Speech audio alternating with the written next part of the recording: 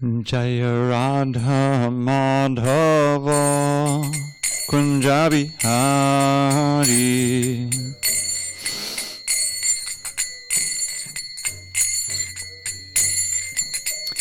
Jaya Radha Madhava Kunja Bihari.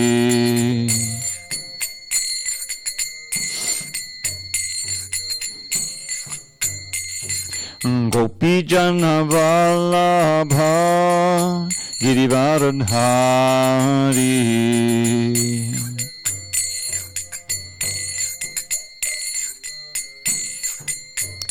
Jaya Gopi Jana Vallabha Girivaradhari.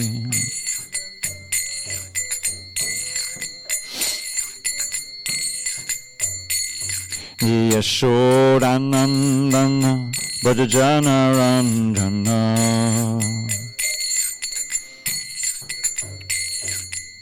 Yashodanandana Bhajana Ranjana.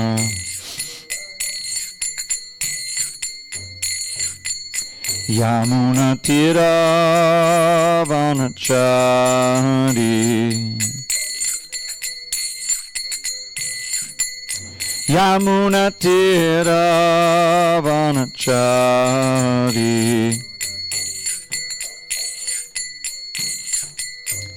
Jaya Radha Madhava Kunja Bihari.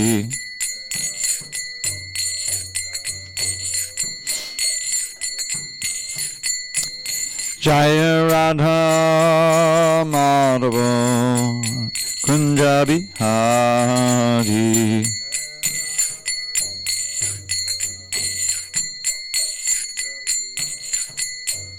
Jaya Radha Madhava Kunja Bihari.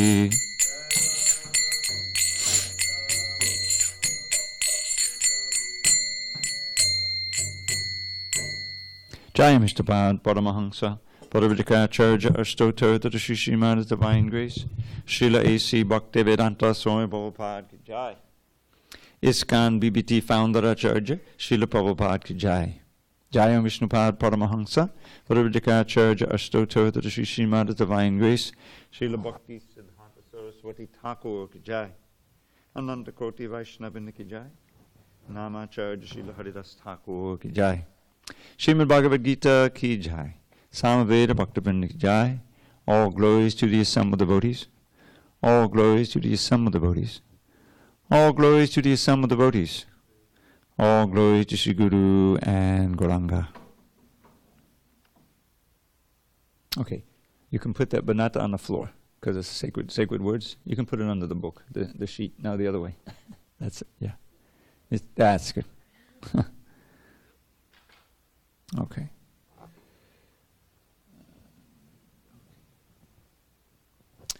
Om Namo Bhagavate Vasudevaya.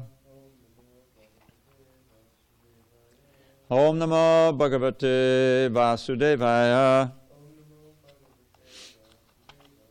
Om Namo Bhagavate Vasudevaya. Okay.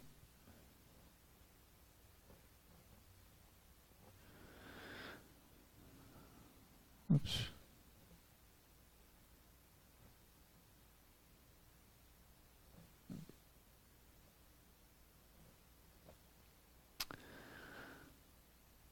On this 16th day of April 2019 in SanDiego, we're reading from Srimad Bhagavad Gita as it is, translation and commentary by His Divine Grace A.C. Bhaktivedanta Swami Prabhupada. And we're reading from page 78, chapter 2, entitled Contents of the Gita Summarized. Text number 13. So, Hannah, we're going to read the Sanskrit. If you can't chant it, don't worry about it. Okay, and just try to follow along. Dehi nosmin yata dehe kaumarang yauvanang jara tata dehantara praptir dhiras tatta namuyati dehinosmin yata dehe kaumarang yauvanang jara tata dehantara praptir dhiras tatta namuyati dehinosmin yata dehe kaumarang yauvanang jara tata dehantara praptir dhiras tatta namuhyati.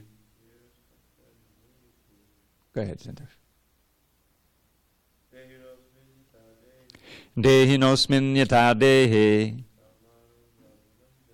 kaumarang yauvanang jara tata dehantara praptir dhiras tatta namuyati. Okay, I'll read it word by words. Dehina, of the embodied, asmin, in this, yata, as, dehe, in the body, kaumaram, boyhood, yauvanam, youth, jara, old age, tata, similarly, deha antara, of transference of the body, prapti, achievement, dhira, the sober, tattva, thereupon, na, never, muyati, is deluded. Translation, Krishna says, as the embodied soul continuously passes in this body, from boyhood to youth to old age, the soul similarly passes into another body at death. A sober person is not bewildered by such a change. Purport. Since every living entity is an individual soul, each is changing his body every moment, manifesting sometimes as a child, sometimes as a youth, and sometimes as an old man. Yet the same spirit soul is there and does not undergo any change. This individual soul finally changes the body at death and transmigrates to another body. And since it is sure to have another body in the next birth, either material or spiritual, there was no cause for lamentation by Arjuna on account of death either for Bhishma or for Drona, nor for Drona, for whom he was so much concerned. Rather, Arjuna should rejoice for their changing bodies from old to new ones, thereby rejuvenating their energy. Such changes of body account for varieties of enjoyment or suffering, according to one's work in life. So Bhishma and Drona, being noble souls, were surely going to have spiritual bodies in the next life, or at least life in heavenly bodies for superior enjoyment of material existence. So in either case, there was no cause of lamentation. Any man who has perfect knowledge of the constitution of the individual soul, the supersoul, and nature, both material and spiritual, is called a dhira, or most sober man. Such a man is never deluded by the change of bodies. The Mayavadi theory of oneness of the spirit soul cannot be entertained on the ground that the spirit soul cannot be cut into pieces as a fragmental portion. Such cutting into different individual souls would make the supreme cleavable or changeable, against the principle of the supreme souls being unchangeable. As confirmed in the Gita, the fragmental portions of the supreme exist eternally, sanatan, and are called chara. That is, they have a tendency to fall down into material nature. These fragmental portions are eternally so, and even after liberation, the individual soul remains the same, fragmental. But once liberated, he lives an eternal life in bliss and knowledge with the personality of Godhead. The theory of reflection can be applied to the supersoul, who is present in each... I'm sorry about that. Oh my God. Hare Krishna. Okay, that was a mistake. Sorry. To the supersoul, who is present in each and every individual body and is known as the Paramatma. He is different from the individual living entity. When the sky is reflected in water, the reflections represent both the sun and the moon and the stars also. The stars can be compared to the living entities, and the sun or the moon to the Supreme Lord. The individual fragmental spirit soul is represented by Arjuna, and the Supreme Soul is the personality of Godhead, Sri Krishna. They are not on the same level, as it will be apparent in the beginning of the 4th chapter. If Arjuna is on the same level with Krishna, and Krishna is not superior to Arjuna, then their relationship of instructor and instructed becomes meaningless. If both of them are deluded by the illusory energy, Maya, then there is no need of one being the instructor and the other the instructed. Such instruction would be useless because, in the clutches of Maya, no one can be an authoritative instructor. Under the circumstances, it is admitted that Lord Krishna is the Supreme Lord, superior in position to the living entity Arjuna, who is a forgetful soul deluded by Maya. Om Jnana Timarandasya Jnananjana Shalakaya Chakshu Unmidatam Mena Tasmai Shri Gurave Namaha. I was born in the darkness of ignorance, but my spiritual master Srila Prabhupada opened my eyes with the torchlight of knowledge. I offer my humble obeisances unto him and all members of Sri Parampara. So this verse, first of all, a little background. This Bhagavad Gita consists of 18 chapters, which are part of a much larger work called the Mahabharata. The Mahabharata is known as the greater history of India. It's very old, said to be about 5,000 years old, written in Sanskrit. And the plot of the Mahabharata, or the main story, its history, is the struggle between Arjuna and his, along with his 4 brothers, known as the 5 Pandava brothers, who were cheated out of the kingdom, which comprised the whole earth at that time. And Arjuna's elder brother, Yudhishthira, represents Dharma or religion personified, very virtuous. Their uncle, named Dhritarashtra, he was a blind. He was part of a series of brothers, three brothers, and Dhritarashtra was the eldest, but he was blind, so he wasn't really eligible to inherit the kingdom. So his next younger brother, Pandu, was the king. So Pandu died suddenly, prematurely. When the Pandavas, his sons, were just boys. They were 12, 13, something like that. So the arrangement was supposed to be that Dhritarashtra, although he was blind, he would take over the kingdom, and his elder sons would help him run the kingdom until the Pandavas were of age, and then they would take over the kingdom. But Dhritarashtra's sons got the idea that, well, why, once we have the kingdom, why should we give it up?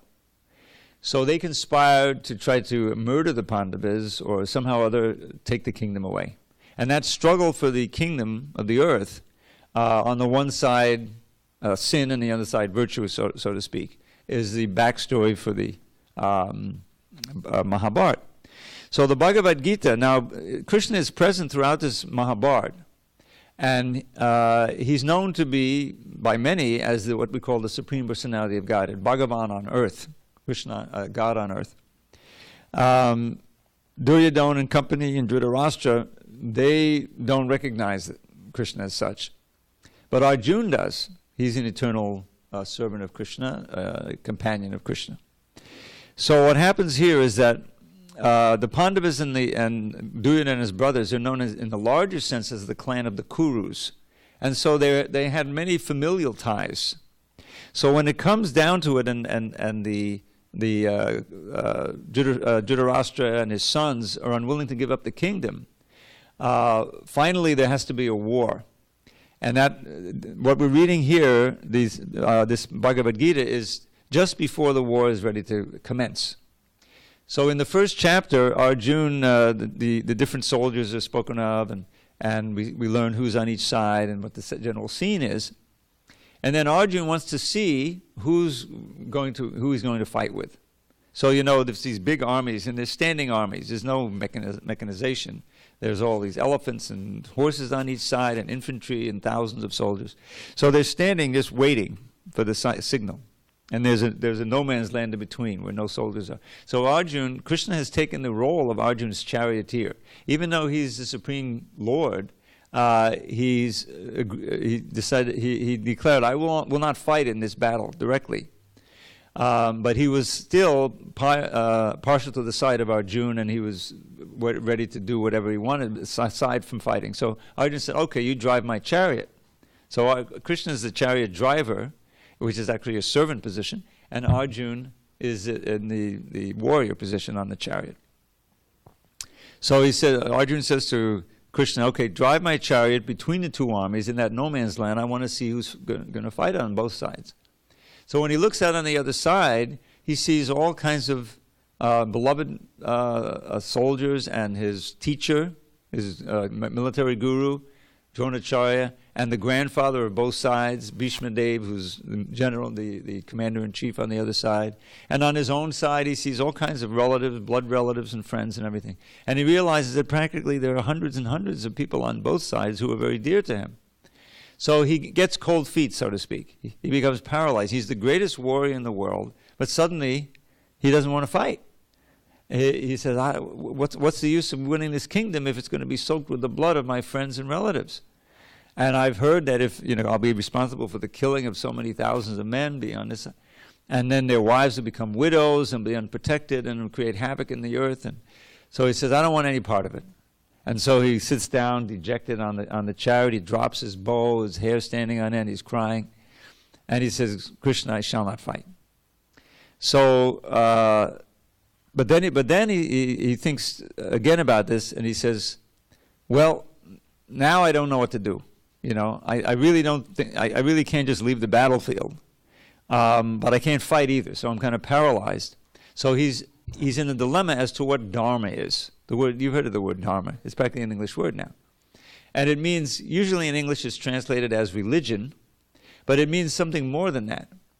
It means, Sanskrit is a very advanced language, and it is based on these roots, little roots that then go to form the different words. So the root of the word dharma is this root called dri. And dri means that which sustains our existence, that which cannot be removed from something, its essence. So for instance, everything has an essence, just like this chair. These chairs have an essence. What is the dharma of a chair? Well, it has to support you when you sit down. There can be all varieties of chairs. When you sit down, it supports you nicely. If you sit down and it collapses, it's not meeting its dharma. The dharma of salt is to be salty. If you see some white powder that's not salty, it's sweet. You say, this isn't salt, it must be sugar. So everything has its dharma. So the question is, what is our dharma? What is the dharma of what we call the living entity? And that's will be explained to Krishna. Arjuna says, this is a Sanskrit verse in this chapter, just a few verses previous. Karpan yadosho pahata sabhava prachamitvam dharma samuda cheta. The word samudha, dharma samuda cheta, means my consciousness, cheta, is bewildered, samuda, about what dharma is. In other words, I don't know what the right thing to do is. In Vedic culture, which is what the Mahabharata is steeped in, and with what this whole movement is steeped in, doing the right thing is important. What is the real dharma that will bring us and everyone we're involved with the greatest good fortune? That's why Arjuna says, Yak Shreyaksyan, what will bring about the Shreya, my really good fortune? Because I'm thinking I'll leave the battlefield, but I know that doesn't seem right, because that's against my whole training and what you want me to do and so forth. But then he's still thinking, but I don't want to kill my relative. So he's in a dilemma there. So the Bhagavad Gita is spoken, at least on one level, to convince Arjuna to give up his reluctance to fight and to then take up arms in this battle. So Krishna begins this Bhagavad Gita, which really in an overall sense is the essence of all the Vedic wisdom, the Upanishadic wisdom it's called. And that's why the Bhagavad Gita is sometimes called the Gita Upanishad. In this book, at the beginning, there's a Sanskrit phrase, and if you suss it out, it means Gita Upanishad, because it condenses all of the Upanishadic wisdom. So Krishna is going to start his lesson as he started. He just started 2 verses before, explaining to Arjuna why he's overly concerned with the external life and death of the bodies of his relatives and friends. That actually the soul never dies and is never born. That's the first point he's making. And he says 20 verses here, beginning with 2:11, this is 2:13, describing the science of the soul, which is the foundation of any spiritual practice you want to make. So now this is a very nice verse that we can all relate to, because everyone can remember. Krishna is giving an example here. Just as the dehina means the soul in the body, the self in the body, passes through childhood, and then youth, and then to old age, and then tata dehantara prapti, gets another body after death, the antara prapti. Dhiras chatanamuyati. Therefore, the dhira, one who is sober-minded, and he's encouraging Arjuna to be such a sober-minded person, is not disturbed, overly disturbed at that. And so we can all relate to this. We can remember. I can remember what was happening when I was 6 and 7. Not everything, but I remember some high points. I'm sure we all do.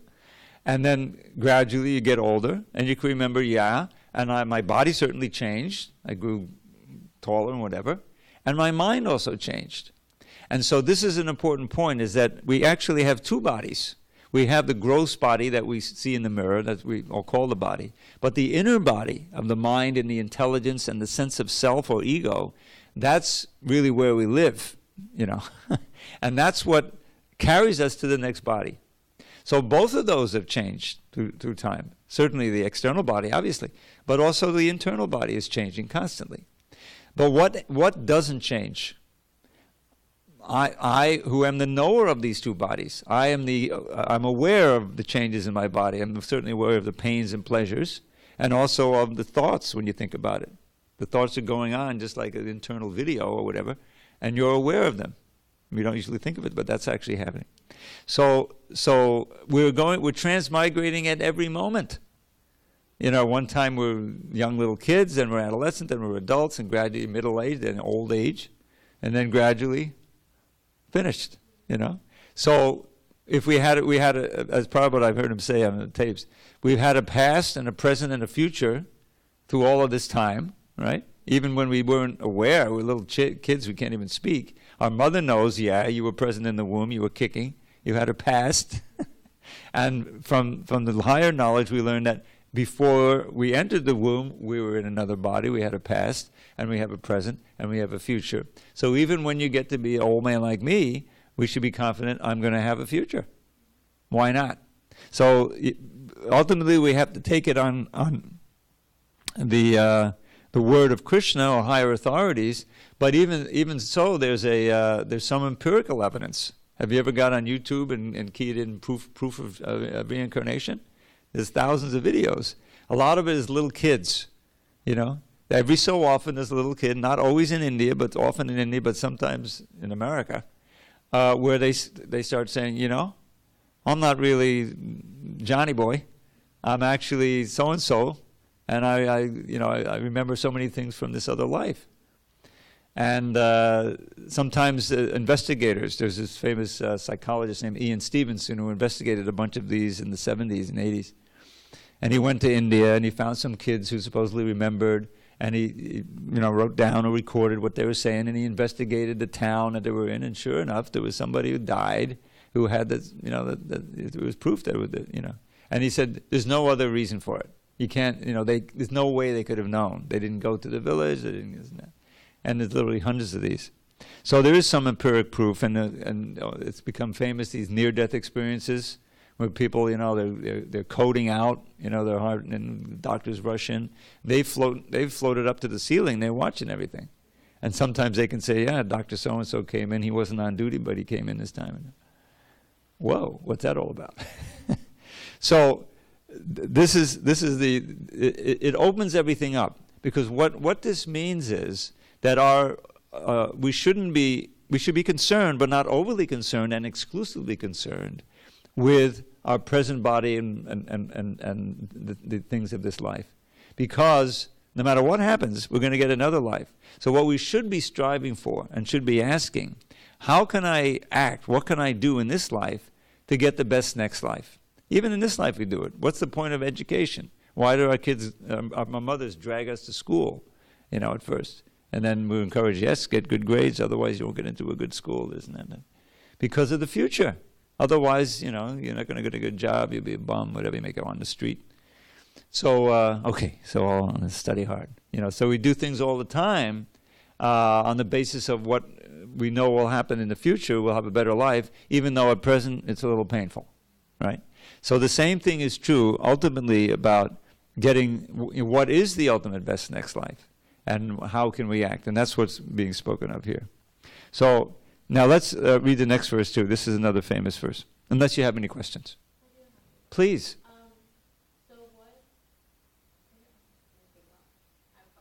Okay, Hannah. So, what would be an example of like an ideal body in your next life? How would you know that's something that is good? Very good question. Yes. The ideal body is a body that doesn't die. And of course you say, well, come on, everybody dies. But that's what Krishna is going to say in this chapter. No, the soul itself doesn't die. And he will explain in later chapters that there is a realm where there is no matter, there is no material body. Right now there's a dichotomy between ourselves, who are pure spirit, which is, for simple terms, consciousness, and our body. The body itself is actually unconscious, but it's infused with consciousness because we're present within it. Death is simply the machine breaking down for one reason or another. Some external reason, disease, old age, whatever. It just doesn't work anymore. It's like my car. I got in my car. I just came back from a trip, as you may have heard. And I get in the car, turn it, nothing. Usually it sputters a little bit if you have your battery. Absolutely nothing,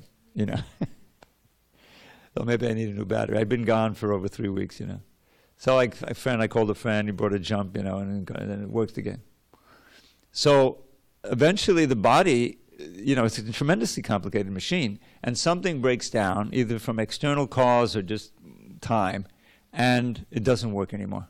And at that point, when it doesn't work, the soul leaves the body, is forced to leave the body. And the next body is already planned. There's a higher awareness. Prabhupada described in here about the super soul. So this is another thing that he'll explain later on, that really there's two souls in the body. That Krishna, he stays with us as the super soul. What does the super soul do? He provides our intelligence, reminds us what to do to fulfill our karma from previous lives in this life, and provides, how do we know there's a super soul? Conscience. The fact that when we're ready to do something wrong, there's always, wait a minute, you really want to do this? You know it's wrong, right? Don't do it. Sometimes we don't listen. Oftentimes, And then after a certain time of acting anyway, that you don't hear the voice anymore, But if you're infused with a moral sense, because the voice of virtue or goodness has been strengthened through education, parents, whatever, then you have a strong moral sense and you're guided in the right way. But the super soul has much more to teach us, but we can't understand it. And so the super soul is guiding us on our material life, but he also is trying to teach us about the spiritual life. And we can't hear him internally, so he comes externally. That's what these books are. Krishna comes, this like 5,000 years ago, speaks the Bhagavad Gita, it's recorded, and then it's given to us by realized souls. Now the Bhagavad Gita is a book that's been popular in the West for over 200 years, but it was never really given and explained by someone who's realized the wisdom of the Bhagavad Gita. And that's why Srila Prabhupada gave this title, Bhagavad Gita as it is. The real import of the Bhagavad Gita is that we can have the best next life if we take up the process of bhakti yoga, which is establishing our loving relationship with that super soul in his most original form of Krishna. Krishna expands in so many ways, both as his energy and also personally. The super soul is a personal expansion, what we call a plenary expansion. And so Krishna is present in every one of our hearts. He doesn't, we don't perceive him as dancing with the gopis and everything right then. But he's there as this manifestation of God who's directing us and trying to instruct us. And when we come in contact with the external instruction, like the Bhagavad Gita, then and we actually try to act on it, we have a certain sense of doing the right thing, not only for ourselves but for everybody around us. There's a certain sense of, yeah, that sounds right. We know, for instance, that extreme, trying to just engage in sense gratification all the time is self-destructive. The extreme example is drugs. You can just take a little drugs and it seems okay, but we know that it can become addiction, which is damaging. But by that time, you've given up your personal agency, and you're caught. You're hooked. You need someone to help you from outside, a friend, to say, "You're ruining yourself. Stop drinking. You're destroying your family and your life. Come, go to rehab." So okay. And what's rehab? Rehab means you're going to put yourself under an authority. You're going to be with other people to gain strength to kick the habit for your ultimate good. So, in a sense, this whole material life is rehab, and these temples like we have here are especially effective because they give us an effective process for kicking the habit of sense gratification altogether, which is what keeps us tied to this material world. See, it looks like, yeah, this is what's good from, this is what I enjoy. Come on, I enjoy doing this. Yeah, you may enjoy doing it now, but in the end, it's going to bring you suffering. And that's what's Krishna's message here, is that we're so wrapped up in this temporary body and mind, we've forgotten our eternal soul. And we don't know at all how to act for the benefit of that soul. So the answer to your question is yes, the best body we can have is a purely spiritual body. And Prabhupada gave us this phrase of going back home, back to Godhead. Have you ever heard of that? There's a magazine, used to be very prominent, now it's still being put out. We used to distribute them by the thousands. But back home, back to Godhead. So the implication is that we came from there. In other words, we're exiles here. We're not in our natural position. The natural position is for us to be eternally with Krishna in the spiritual world, with others in this perfectly blissful existence, not changing, not dying, and simply engaging in all kinds of varieties of loving relationships with God, and being completely happy doing it. And indeed, the fact that he says back home means that's where we were originally, and we've left. Now, the big question is, why do we ever leave? And the answer is, it was pretty dumb, wasn't it? We don't know why. We got somehow or other, and this is the only answer, because we're free agents. This is one of the things that Krishna gives us. We're very infinitesimal. He's infinite. But we're like him in that we have consciousness, we have form, we have activities, we have love, and we have desires, and we have free will. Our free will is limited, but it's there. And he gives us free will. Otherwise, there's no meaning to love. Love has to be freely given. Prabhupada famously said, Krishna doesn't want us to love him at the point of a revolver. In other words, that's not love, that's slavery. That's not enjoyable for Krishna. So he gives us that free will, and therefore we can misuse it. And we're the ones who misuse it. There's countless living beings in the spiritual world who never come here. But we've come here, and for millions and millions of births, we're wandering up and down, different species. Human life is very rare. I mean, I have this little app that shows how many people there are on the planet now, and it's constantly changing. You can see every second there's hundreds born. It's up to about 7.8 billion. But think about it. How many is that compared to the plants out there and the insects? They're all living entities just like us, but they're much more covered, their consciousness. They don't have a chance to understand this philosophy or act on it. So human life is very rare. There's millions and millions of people right in this city who aren't taking advantage of it. There's 3 of us right here, a few on the altar, and a few other upstairs. And in the movement now, there's over 1 million who are involved with this movement worldwide. It's grown a lot. But that's still infinitesimal compared to all the people in the world.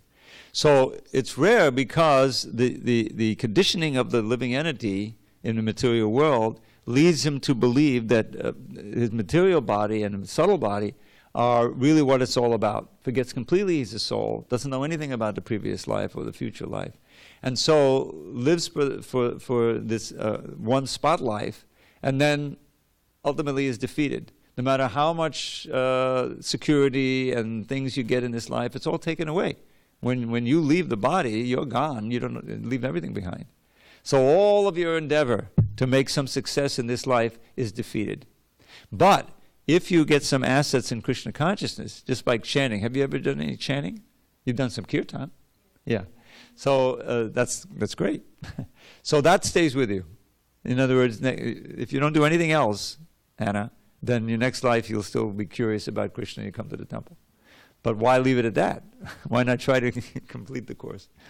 So Krishna is explaining to Arjuna, beginning now, that disabusing him of the idea that the body is all in all, that the spirit is the really important thing.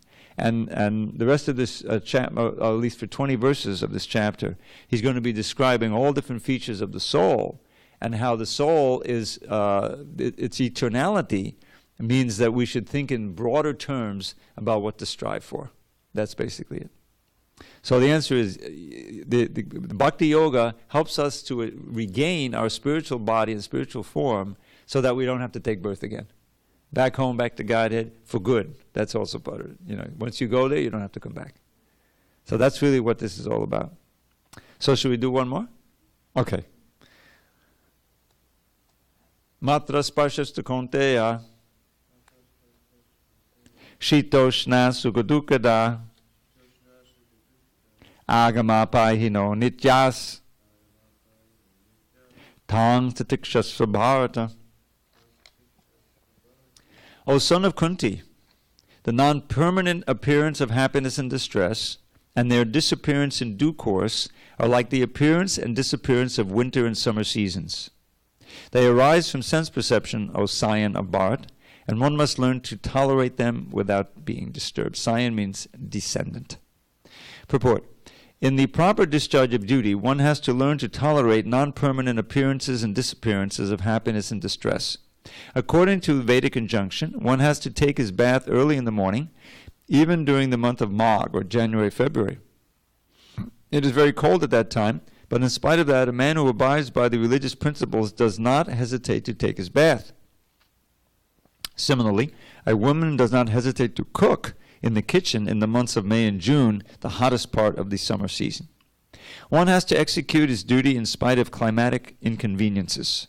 Similarly, to fight is the religious principle of the Kshatriyas, and although one has to fight with some friend or relative, one should not deviate from his prescribed duty. One has to follow the prescribed rules and regulations of religious principles in order to rise up to the platform of knowledge, because by knowledge and devotion only can one liberate himself from the clutches of Maya or illusion.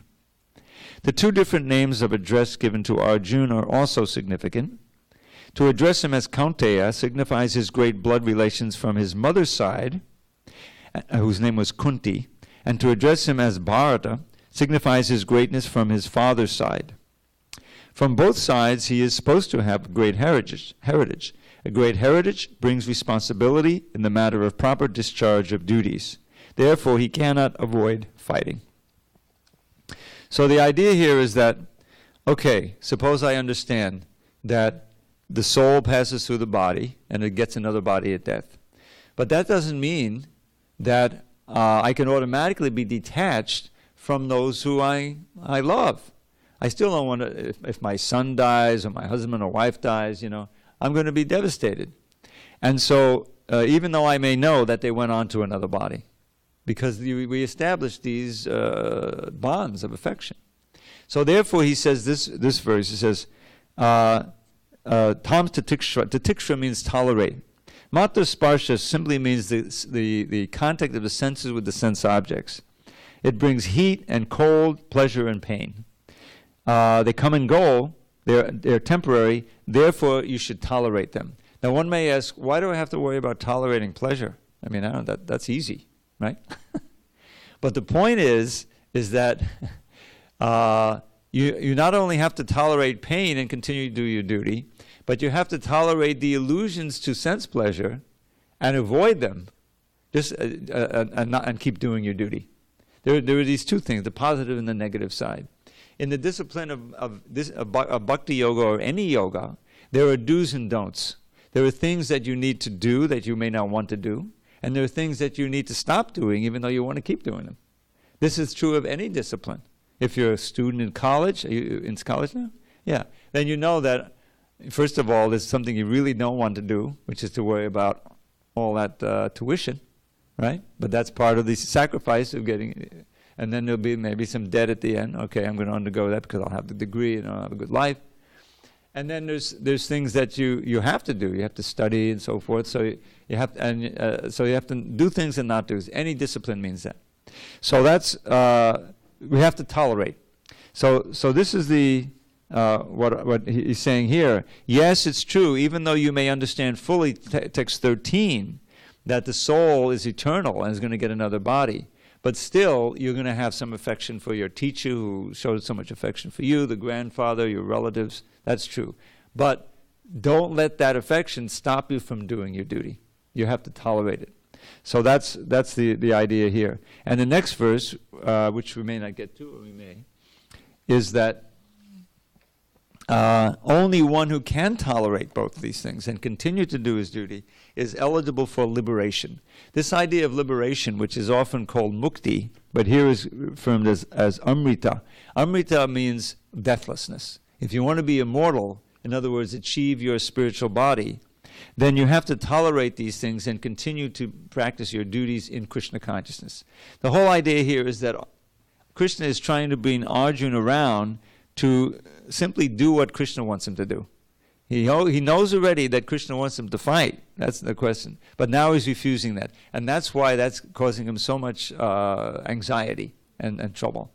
So he's surrendered to Krishna as a guru now. This is the traditional relationship between guru and disciple. And that is that the disciple places himself at the feet of the guru. Oh, you instruct me. I'll do what you say because I know that you'll guide me. I trust you'll guide me properly to the best destination, which in this case means going back home, back to Godhead. So Arjun will do the best thing, even though it seems so painful to him. He'll undergo that suffering because in the end, his grandfather and his teacher, they'll get better bodies. They'll go back to Godhead. And everyone will be benefited, even though they may die physically, because they're dying in the presence of Krishna. He's right there on the battlefield. They're also going back to Godhead. This is part of the subtle science of Krishna consciousness. So it's all auspicious all around, although it may seem very painful at the moment. It's for the best good of everyone. So that's what these two verses are talking about here, is that there is transmigration of the soul, both in this body and after this body. And in order to stop that process, which means getting their spiritual body, one has to tolerate the temporary sufferings and tolerate the allurements for temporary pleasure, and continue to do one's duty, and one will achieve success. So that's what's being covered here. And it will continue in this chapter. He will be speaking about the qualities of the soul. Basically, text 20 is a kind of a summary verse. Najayate mriyate va kadachan nayam bhutva bhavita va nabuya ajo nityik shashvato yam purano nahanyate hindamane shirere. For the soul, there is neither birth nor death at any time. He has not come into being, does not come into being, and will not come into being. He is unborn, eternal, ever-existing, and primeval. He is not slain when the body is slain. That's the kind of summary verse. So if we can understand that, that's a basis upon which we can build our understanding of different yogas explained in Bhagavad Gita, culminating in Bhakti Yoga. So there you have it. One session, a little summary of the Bhagavad Gita. Any further questions?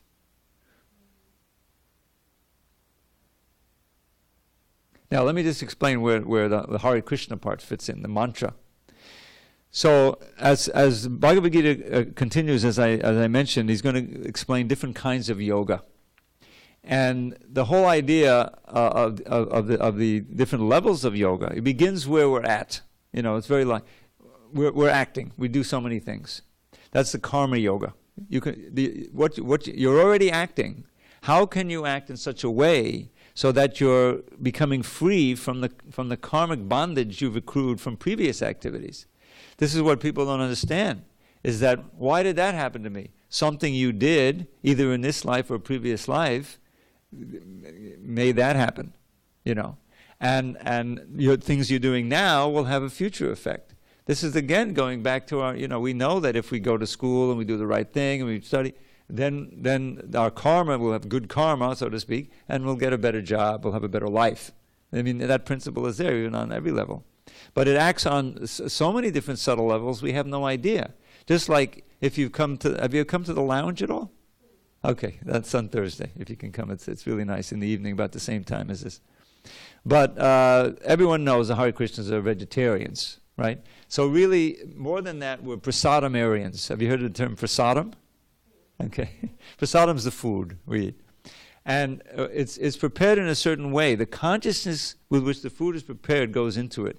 The Buddhists know that. That's why they have this whole science of how to cut everything, But if it's prepared with devotion for Krishna, then and offered to him, even though we can't see him personally, but we know that he's seeing us, super soul, then it has a certain subtle effect that is unlike any other food. And so everything we eat here is prasadam.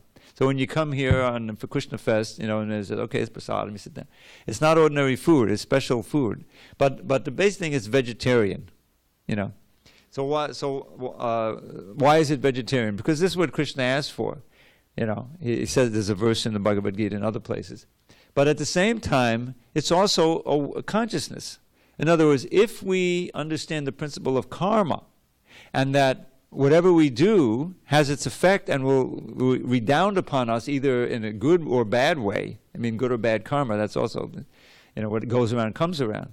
So when you think, well, I don't need to eat meat, I mean, I can test that by my personal experience. I was a vegetarian before I joined. So I joined like 45 years ago, so I've been a vegetarian for almost 50 years. And I'm okay. Plenty of energy. I've had all these. So you don't need meat to live, right? You don't need. So why cause all this suffering for these poor animals? They're also living entities. Once you understand the science of the soul, that everybody there's a soul there, and that they also have feelings and everything. The cows, you can't argue it.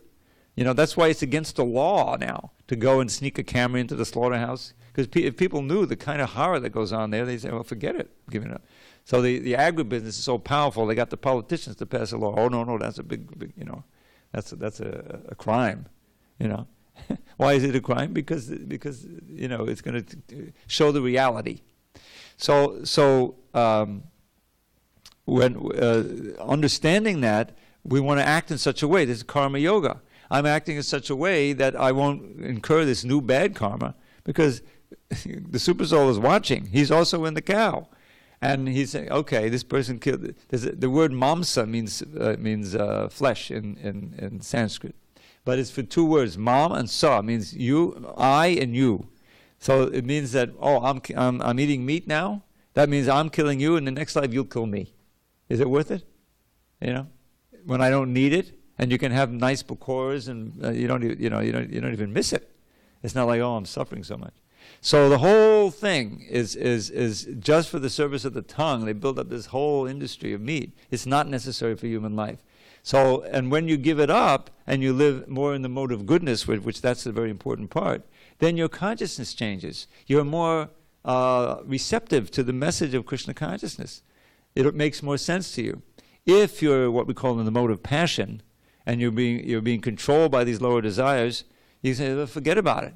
I don't believe it. I don't believe it's a problem. My mother ate meat. We could, no problem. I mean, people know, global warming. One of the biggest things is all these mass factory farming that's going on. That alone would be a big great benefit for the problem with the climate change. But anyway, so that's karma yoga. Then there's jnana yoga. The more you do it on the basis of knowledge, jnana means knowledge, and separating the spirit from matter, that's advancement. Then there's dhyana yoga, where you're really meditating on the super soul within, which I mentioned. And finally, Bhakti Yoga, which is starting in chapter 7. All of these together, it combines them. You're acting like anything, but you're doing so not for your own benefit, for your own sense gratification, but for Krishna's benefit and the benefit of many others. And believe it or not, it makes you completely happy. They've done studies. Forget about yoga for a while. People who are anxious and unhappy, and depressed, when they have an opportunity to work for others and help others, in some way, feeding or helping kids or something, they feel much better about themselves. It's just the way it is. So devotees try to live their lives that 100% of the time like that. We're always acting for the benefit of Krishna, which means for the benefit of everyone. It's like watering the root of a tree. And you can be on a blissful, peaceful state of mind all the time. And live extremely simply. Get out of this whole commodity and consumerism rat race, Do you really need another iPhone every 10 months or something at the cost of $1,000, It's really ridiculous, So that's Krishna consciousness in a nutshell. And they're going to have an artik in a minute. So we need to adjourn. If you just wait, we're going to see the deities you've seen before and have a little Hare Krishna kirtan. Okay, all glories to Srila Prabhupada.